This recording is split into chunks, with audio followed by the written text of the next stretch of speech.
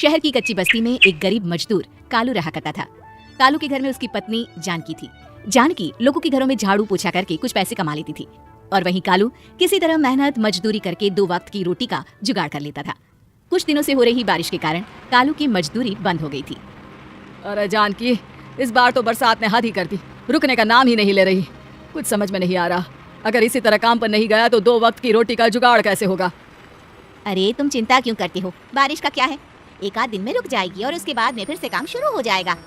अरे 3 दिन तो हो गए, बरसात तो रुक ही नहीं रही है और आगे भी रुकने के कोई आसार नहीं दिख रहे। तो क्या हुआ, तुम्हारा काम बंद हुआ है ना। मैं तो अभी भी लोगों के घर झाड़ू पोछा करने जाती ही हूँ। मेरे पगार से कुछ दिन तो निकल ही जाएंगे। अरे घर का खर्चा तो हम किसी तरह चला लेंगे जानकी, लेकिन ये जो छत टपक रही है इसका क्या करेंगे। ये बात तो आपकी सही है। हमारी झोपड़ी अब काफी पुरानी हो चुकी है और इसके छप्पर में भी कई सारे छेद हो गए हैं। रात भर पानी टपकता रहता है। अरे मैं भी इसी बात से बहुत परेशान रहता हूँ, कहीं किसी दिन ज्यादा बारिश आ गई तो हमारी झोपड़ी टूट कर बिखर ना जाए। राम राम राम, ऐसी अशुभ बातें क्यों करते हो। अरे ऐसा कुछ नहीं होने वाला, ये झोपड़ी ही तो हमारा सब कुछ है। अगर यही नहीं रही तो हम जाएंगे कहाँ। ठीक है जानकी, जब तुम्हारी पगार मिल जाएगी तो कुछ पैसे बचाकर झोपड़ी के छप्पर की मरम्मत करवा लेंगे, शायद हमारी परेशानी कुछ कम हो जाए। ठीक है जी, अब ना ज्यादा परेशान मत हो। ये लो खाना खा लो और सो जाओ, सुबह मुझे भी जल्दी काम पर जाना है। जानकी और कालू अपनी झोपड़ी में सो गए। रात को अचानक से बहुत तेज बारिश शुरू हो गई।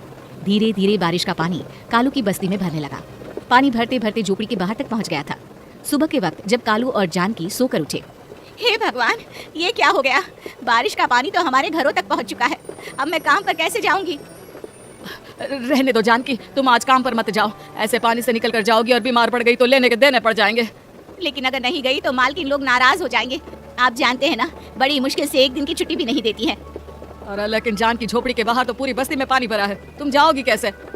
जानकी जैसे तैसे करके काम पर चली जाती है, लेकिन अगले दिन फिर से बहुत ज्यादा बारिश होती है और बस्ती में ज्यादा पानी भर जाता है। आज तो मैं तुम्हें किसी भी तरह काम पर नहीं जाने दूंगा। अरे अगर तुम्हें कुछ हो गया तो क्या होगा। ठीक है, तुम ठीक ही कहते हो, आज नहीं जाती। अगर मालकिन नाराज हो गई तो मना लूंगी किसी तरह। अरे मनाने वाली क्या बात है, जब तुम बताओगी कि हमारी झोपड़ी में पानी भर गया है तो वो खुद ही समझ जाएंगे ना। अगले 2 दिन तक तेज बारिश होने की वजह से जानकी, कालू और आसपास की बस्ती में रहने वाले सभी लोगों के घरों में पानी भर जाता है, जिसकी वजह से जानकी काम पर नहीं जा पाती। और 3 दिन के बाद जैसे ही जानकी काम पर पहुंचती है, कहाँ थी तुम, पिछले 3 दिनों से काम पर क्यों नहीं आई। मेम साहब क्या बताऊं, इतनी ज्यादा बारिश हो रही थी, हमारी पूरी बस्ती में पानी भर गया है और उससे भी ज्यादा तो मेरी झोपड़ी के अंदर पानी भर गया। आप ही बताइए कैसे आती मैं। इसका मतलब ये हुआ कि बारिश होगी तो तुम काम पर नहीं आओगी। ना ना, मेरे कहने का ये मतलब नहीं था मेम साहब। तुम जानती भी हो 3 दिन से कितनी परेशानी हो रही है मुझे, सारा काम मुझे खुद करना पड़ा। माफ कर दीजिए मालकिन जी, पर मैं क्या करती, आने के लिए रास्ता ही नहीं था, सब जगह पानी भरा हुआ था। बहाने तो तुझे बहुत बनाने आते हैं। जानकी देख, अगर अगली बार ऐसा किया ना तो फिर काम से हमेशा के लिए छुट्टी। अरे ना ना मालकिन, ऐसा मत कीजिए। बारिश की वजह से मेरे पति की मजदूरी भी छूट गई है। बड़ी मुश्किल से घर में 2 वक्त खाने की रोटी का जुगाड़ हो पाता है। आप मुझे काम से निकाल देंगे तो हम क्या खाएंगे। अगर इतनी ही चिंता है तो फिर रोजाना काम पर आया करो। चलो अब जल्दी से जाकर घर का सारा काम करो। बारिश रुकने का नाम ही नहीं ले रही थी। पूरे शहर में बाहर जैसे हालात बन गए थे, लेकिन नौकरी जाने के डर से जानकी किसी तरह रोज काम पर जाती थी। एक दिन जब जानकी काम करके अपने घर लौट आई तो अचानक उसकी बस्ती में कुछ लोगों का शोर सुनाई दिया। अरे लगता है बाहर कुछ हुआ है, मैं जाकर देखता हूँ। हाँ हाँ, बता तो कीजिए, ये बस्ती में लोग इतना शोर क्यों कर रहे हैं। बाहर जाकर कालू ने एक आदमी से पूछा, अरे क्या हुआ भाई, इतना शोर क्यों मचा रहा है। अरे क्या बताए भैया, अपनी बस्ती के बाहर एक पुल टूट गया है और वहाँ पर एक कार फंसी है। थोड़ी देर में अगर किसी ने नहीं बचाया ना तो वो कार पानी में बह जाएगी। ये क्या कह रहे हो भैया, कार के अंदर कोई है क्या।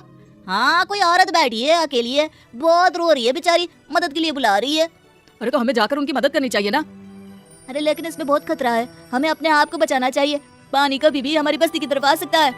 अरे तुम्हें नहीं चलना तो मत चलो, लेकिन मैं तो जाकर उस औरत की मदद जरूर करूंगा। कालू उस जगह पर पहुंचता है जहां वो औरत कार में फंसी हुई थी। वहां पर पानी का बहाव बहुत तेज था और सारा पानी कालू की बस्ती की तरफ ही आ रहा था। कालू ने एक बड़ी सी रस्सी को पेड़ से बांध दिया और दूसरे सिरे को कार की तरफ फेंक दिया और उस औरत को रस्सी के सहारे बाहर आने के लिए कहा। तभी वहां जानकी भी दौड़ती हुई आई। अरे ये तो मेरी मालकिन है, जिनके यहाँ मैं काम करने जाती हूँ। और मैडम जी, आप डरिएगा मत, आपको कुछ नहीं होगा। आपकी गाड़ी को भी मैंने रस्सी से बांध दिया है, थोड़ी देर में पानी का बहाव कम हो जाएगा, फिर हम आपकी कार को भी बाहर निकाल लेंगे। क्या तुम जानकी के पति हो। हाँ हाँ, जानकी मेरी ही पत्नी है, आपके यहाँ काम करती है ना। लेकिन मेम साहब, आप यहाँ पानी में कैसे फंस गई। अब क्या बताऊँ, मैं अपनी सहेलियों के साथ पिकनिक पर गई थी, वहीं से लौट रही थी, अचानक पानी का बहाव तेज हो गया और मेरी गाड़ी फंस गई। अरे कोई बात नहीं मालकिन, अब ना आप बिल्कुल सुरक्षित हैं। मैं तो बहुत बुरी तरह डर गई थी, कब से मदद के लिए चिल्ला रही थी लेकिन कोई मेरी मदद के लिए नहीं आया। भला हो तुम्हारा पति का जिसने मेरी जान बचा ली। लेकिन जानकी, मैंने तुम्हारे साथ बहुत गलत व्यवहार किया। इतने खराब मौसम और बाढ़ में भी तुम्हें काम पर आने के लिए कहा, नौकरी से निकालने की धमकी भी दी, और तुमने मेरी जान बचाई। मुझे माफ कर दो। अरे कोई बात नहीं मालकिन, आपकी जान बचाना तो हमारा धर्म था।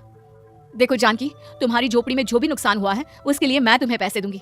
आज तुम्हारे पति ने मेरी जान बचाई है और आज के बाद मैं तुम्हें कभी भी नौकरी से निकालने की धमकी नहीं दूंगी।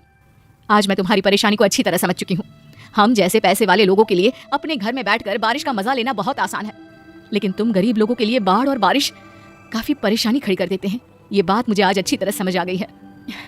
आपका बहुत बहुत धन्यवाद मालकिन।